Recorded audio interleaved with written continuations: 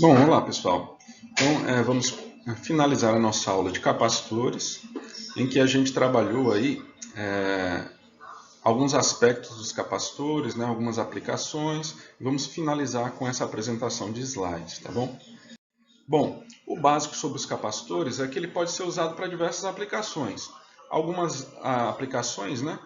Por exemplo, bloquear a componente DC do sinal, deixar passar pulsos, filtrar ruídos, utilizado como filtro, né, capacitivo. Também pode ser usado, por exemplo, para correção de fator de potência, circuito CA, como filtro, né, em linhas de transmissão.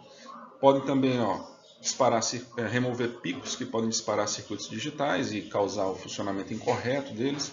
Pode também ajustar a frequência de um circuito de áudio ou de antena, né, para sintonia. Então nós podemos ter aí, dependendo da aplicação, vários modelos de capacitores, né? Então o símbolo é assim, ó, placas paralelas, né? Quando ele é polarizado, né? Quando ele precisa ser inserido num circuito, né? Em que esse circuito, um dos lados dele tem que ser positivo e outro dos lados negativo, ele apresenta esse símbolo de mais, ou pode apresentar assim variações de simbologia, como a parte positiva clarinha, a parte negativa mais escura, tá certo? Mas a gente tem os capacitores não polarizados e os polarizados, os que dependem que no circuito a polarização seja correta. Numa ligação incorreta desse tipo de capacitor, ele pode vir a explodir, tá certo? Nós temos também, ó, de uma maneira geral, a descrição dos capacitores são duas placas separadas por um dielétrico, que pode ser sólido, pasta, gel, líquido, né? Então o capacitor ele pode ser confeccionado de várias formas. Para diminuir o tamanho do componente, o filme pode ser enrolado no formato de cilíndrico, né? De cilindro, que é o que a gente já vê bastante, esse formato de cilindro nos capacitores para pequenas aplicações de eletrônica, ou várias placas intercaladas. Quando ligado a uma fonte, ó, as cargas migram para as placas até o capacitor apresentar a mesma tensão da fonte, pois essas cargas se atraem, formando um campo elétrico no dielétrico que tende a se igualar ao campo elétrico da fonte, né? Em que ele permanece ligado. Então, como é que é o comportamento de carga e descarga do capacitor? O comportamento de carga e descarga do capacitor ele é da seguinte forma, aqui considerando o circuito RC série, né? Eu posso aqui verificar a tensão e a corrente do capacitor, por exemplo. Quando eu fecho o circuito, aqui no caso ele está fechado para a fonte de 12 volts, o capacitor ele vai carregando exponencialmente, né, crescente, e aí ele assintota aqui, se aproximando do valor da tensão da fonte, que é 12 volts. Esse comportamento ele é dado por uma equação, que nós já trabalhamos essa equação em sala de aula. Para descarga, da mesma forma, quando eu fecho a chave para o outro lado, fazendo com que o circuito do capacitor possa descarregar no próprio resistor, fechando um circuito RC entre eles, o comportamento também é assintótico decrescente da tensão no capacitor. Então, esse comportamento nós também vimos a modelagem matemática dele em sala de aula, né?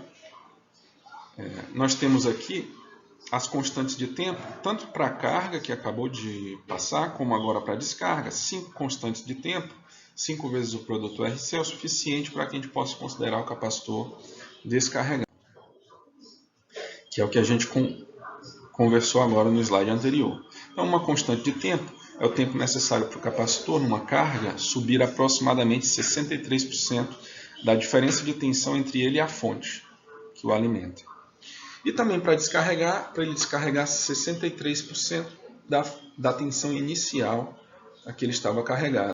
Então, essa constante de tempo, chamada de τ, é R vezes C, o produto da resistência vezes a capacitância. E 5 vezes esse produto da resistência e capacitância é o que a gente considera que a carga e a descarga foi completa, tá certo? Ok. O capacitor, uma das aplicações é bloquear o CC e deixar passar, entre aspas, aí CA, porque por dentro do capacitor realmente não passa corrente, tá certo? O dielétrico ele isola. Em condições normais de operação, você pode ter um residual muito pequeno, mas essa corrente pode ser desprezada, tá bom? Então, não passa corrente idealmente por dentro do capacitor. Se o capacitor tiver com problemas, aí você pode realmente ter aí o capacitor uma fuga de corrente, né? E essa fuga de corrente, com o passar do tempo, a tendência é piorar, tá bom? O capacitor se degenerar, certo? Então, cargas positivas alimentam uma placa. Quando a polaridade inverte, cargas positivas alimentam a outra placa. Então, na verdade, não tem fluxo de corrente interna no capacitor. Então, por exemplo, aqui, formatos de capacitor, nós temos o formato cilíndrico, nós temos o formato aqui, ó, axial, que é esse do meio. Ó.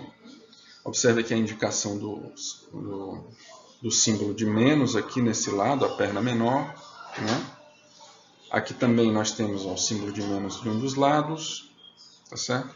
Aqui a gente tem inscrições no capacitor, informações importantes. Então, por exemplo, um capacitor de 1000 micro, tensão de trabalho 25 volts.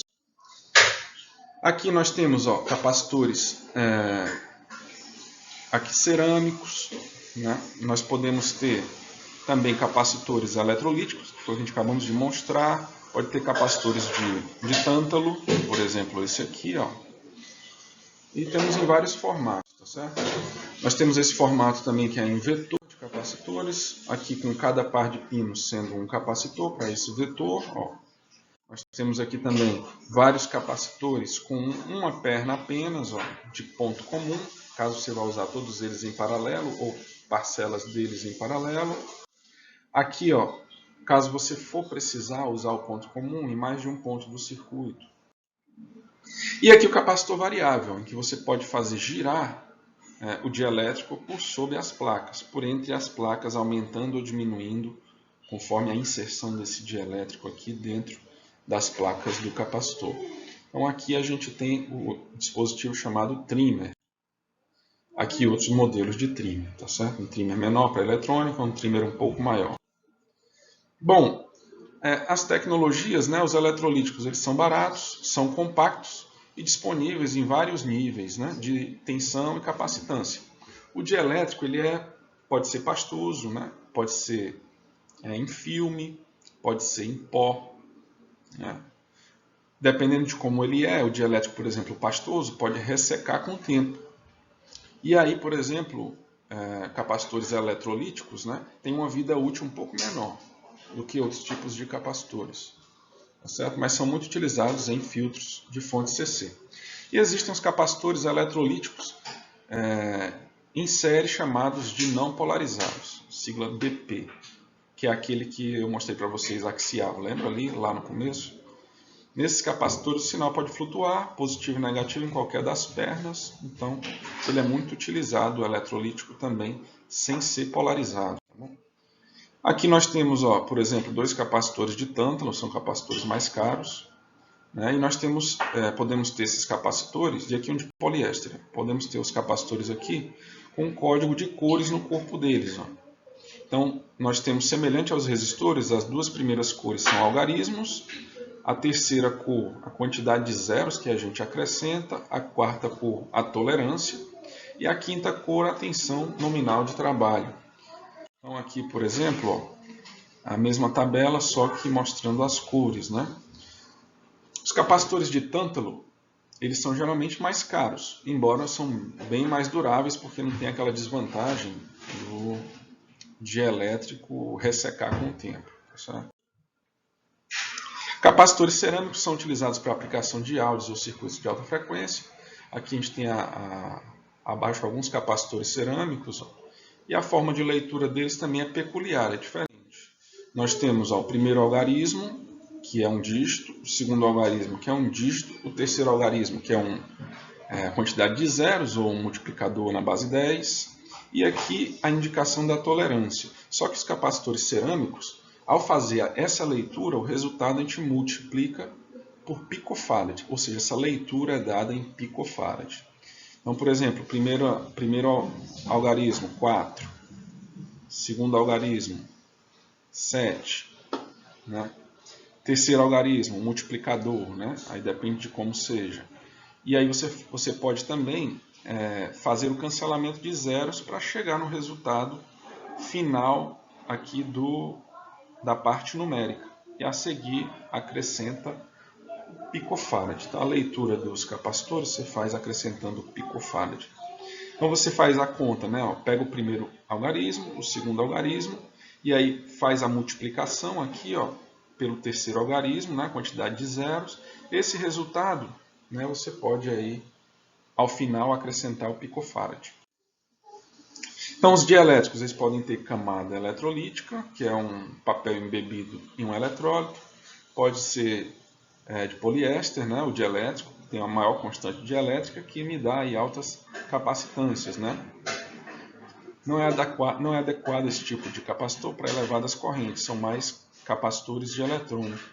E de policarbonato também temos, mas tem um preço bastante elevado, não é muito comum encontrarmos. Então as aplicações, vamos lá, capacitorzinho de bypass. Então se a tensão se elevar demais aqui, ou num pico de tensão, a corrente é desviada para o capacitor. Por quê? Porque num capacitor a tensão não pode variar abruptamente, né? A tensão do capacitor varia de maneira suave, contínua. Então, se eu tenho um pico de tensão aqui, o meu capacitor não vai permitir que nesse ponto esse pico de tensão aconteça e a corrente proveniente desse pico vai ser desviada por ele. Então, é chamado capacitor de bypass. Temos também um capacitor de acoplamento, que é aquele que fica em série, onde eu tenho aqui um nível CC do pulso de entrada na entrada do capacitor e o capacitor não vai permitir a passagem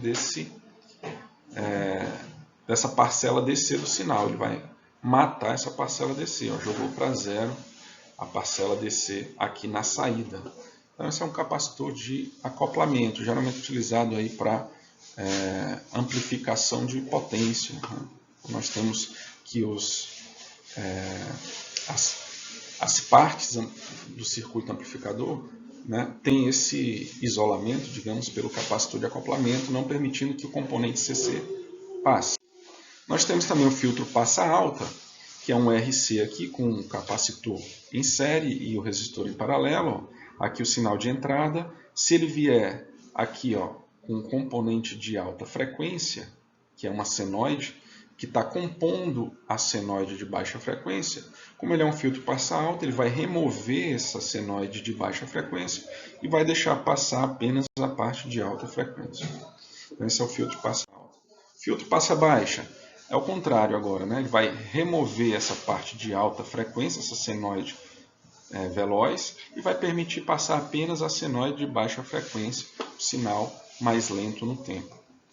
Agora o resistor em série e o capacitor em paralelo.